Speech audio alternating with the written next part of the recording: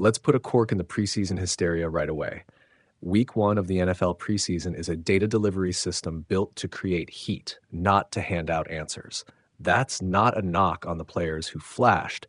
It's a reality check on the tape's signal-to-noise ratio.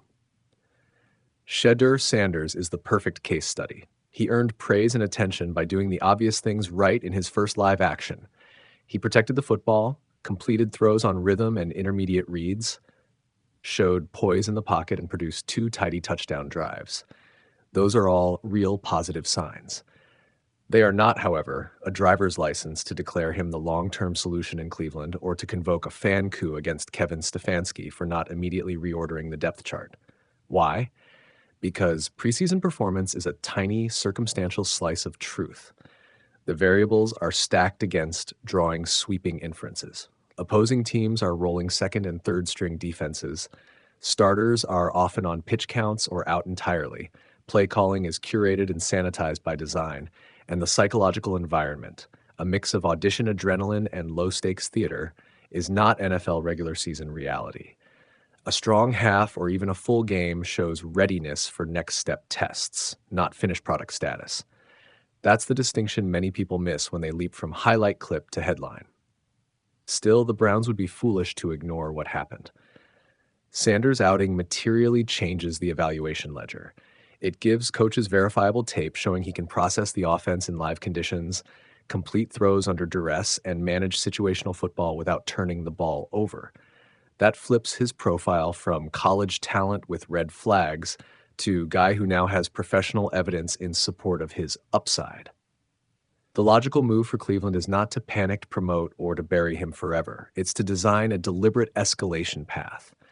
More scripted, controlled reps with first-team concepts during joint practices, targeted red zone and 2-minute looks, and continued measurement against the baseline veterans provide. Where fans get unmoored is in conflating optics with substance. Praise from coaches after a game, followed by a conservative rep plan in practice, reads to social media as mixed messaging. But coaches are balancing development, injury risk, and the need for schematic continuity. Throwing a rookie into full first-team reps without the intermediate scaffolding risks creating mistakes that do real developmental harm. We've seen this before. Rookie preseason shine that evaporates once the playbook deepens, or when the pressure ramps up. Remember the precious overreactions to other preseason standouts who fizzled when the variables normalized? The sample size trap is real. Beyond process, treat the Sanders moment as a psychological variable too. Tape changes narratives about a prospect's draft slide. It changes how teammate chemistry forms. It influences agent leverage and market perception. That matters. But it also invites noise, national pundits, brand partners, viral ad campaigns, and parental pride, which is powerful and public, all ratchet the story into high-heat territory. The Browns' job is to insulate the player from the noise while using the momentum to test him harder, not to weaponize a single performance into a roster revolution. Now, broaden the lens. Week 1 produced a handful of other overreactions worth parsing. Mahomes throwing one scripted touchdown and then standing in the ear of coaches all night isn't a morality play. It's leadership continuity. A veteran star's sideline energy will be amplified in media cycles, but it's the consistency across weeks, how he leads practice, how the offense executes in late-game windows that matters. Cam Little's unofficial 70-yarder? Viral and fun, but preseason kicking distance doesn't rewrite personnel strategy until you see repeatable in-game reliability in actual scoring situations. Travis Hunter playing both ways is historic theater. The real question is sustainability and injury risk over a season of contact. Skylar Thompson and Joe Milton flashing competence are the kinds of low-cost roster storylines that front offices love. They quietly change roster calculus without demanding headline drama. So what should coaches, front offices, and fans do with Week 1's biggest headlines? Coaches, codify a transparent, staged plan for developing players who flashed. If Sanders, Milton, Thompson, or any other backup earns looks, give them scripted reps that increase in complexity and record the outcomes against objective metrics: pressure rate, time to throw, third down conversion, red zone efficiency. Front offices, value the new tape but avoid knee-jerk trades or roster upheaval. Preseason is better used to refine internal valuations than to declare definitive market price tags. Fans and media, watch patterns, not pixels. One clean half is a start. 2 consecutive weeks of clean, increasingly difficult rep performance is a trend. Finally, calibrate emotions with timelines.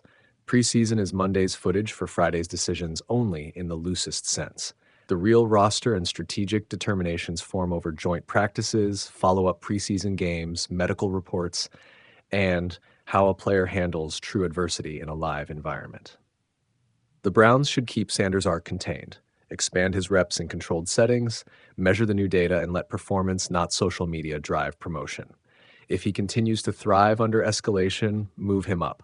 If he struggles, adjust the plan without public theater. In short, celebrate the flashes, but don't confuse them for finished goods. Shedeur Sanders' debut matters because it changes questions. It doesn't yet answer them. Use week 1 as a prompt, not a verdict, and let disciplined evaluation turn promising moments into sustainable performance. Shedeur Sanders is the easiest and loudest target for preseason overreaction, so let's get him out of the way first. Yes, Sanders looked the part in his Buffaloes to Berean transition. He played 3 quarters, showed touch and mobility, finished with 2 touchdown passes, and didn't turn the ball over. It was an encouraging debut for a 5th-round pick who had very few first-team reps in camp. That said, the right takeaway isn't starter now or Browns ruined for not starting him earlier. Preseason snaps are a controlled experiment. Teams script scenarios, limit opposing starters, and mask game speed. Sanders' performance raised important questions for Cleveland's front office and coaching staff, namely, who earns reps and who's expendable, but it didn't answer everything. The NFL rushes to assign narratives because highlights and hot takes travel fast on social media. A rookie's clean preseason half is meaningful. It's not dispositive. If there's a through line to week 1 of the preseason, it's sample size. A handful of plays can make or break public opinion while meaning very little in roster-building terms. Consider a few other hot-button items that already look inflated. Micah Parsons trade drama, a request, a few quotes, and suddenly everyone's pricing out blockbuster deals. Teams will call, and many won't, but the realities of salary cap logistics and franchise tag leverage mean this kind of saga tends to drag. Don't assume a move is imminent just because headlines exist. Cam Little's 70-yard field goal. Electrifying and rare, yes, and likely a sign of strong leg talent. But preseason kicks in ideal conditions don't instantly rewrite a team's kicker competition. Long boots are exciting. Consistency is king. Two-way Travis Hunter and other novelty stories. Historical firsts and position experiments make compelling copy. They're worth watching, but roster depth, matchup frequency, and injury risk will ultimately determine whether these experiments become regular season staples. Veteran snapshots. Mahomes, Rodgers, Kelsey. Minimal snaps don't equate to rust. Starters are being protected, and their sideline behaviors, obsessiveness, leadership, energy, matter beyond stat lines. Reading too much into one short outing is easy. Trusting decade-plus track records is often wiser. What should fans and media do instead? Be surgical in reactions. Celebrate promise, but anchor expectations to context. Opponent quality, play scripted situations, and how a player performs on tape across multiple live reps. Coaches aren't trying to defy you.